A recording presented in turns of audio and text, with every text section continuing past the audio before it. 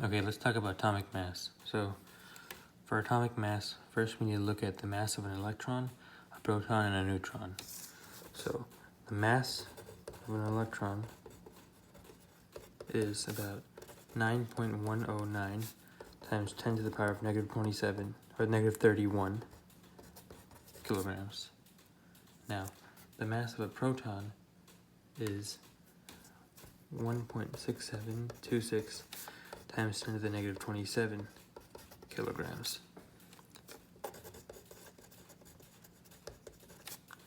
As we can see here, the mass of an electron is much smaller than the mass of a proton, which is about the same as a mass of a neutron. And the conversion is about 1/1836 times the mass of a proton is the mass of an electron. So we know that the mass of a proton and a neutron is much bigger than the mass of an electron. Now let's talk about atomic mass. So an atomic mass unit for an element is calculated by adding up the number of protons and the number of neutrons. And we don't count the number of electrons here because, as you can see, their mass is negligible. It's really small. And then if you wanted to calculate the average atomic mass of an element, you'd take each isotope of that element and do a weighted average. So suppose you have 98% of isotope 1 of one element and 2% of the second isotope of that element. You take the atomic mass of isotope 1 times 0.98, and then you take the atomic mass of I2 and then multiply it by 0.02, which is 2%, since that's the weighted average. And then you'd get the average atomic mass of that element.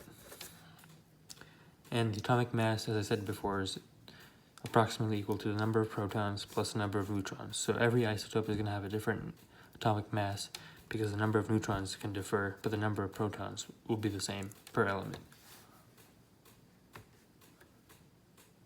So let's do an example here. Let's say we have a pile of aluminum atoms, and each atom has 14 neutrons. And the total mass for the pile of atoms is equal to 540 AMU.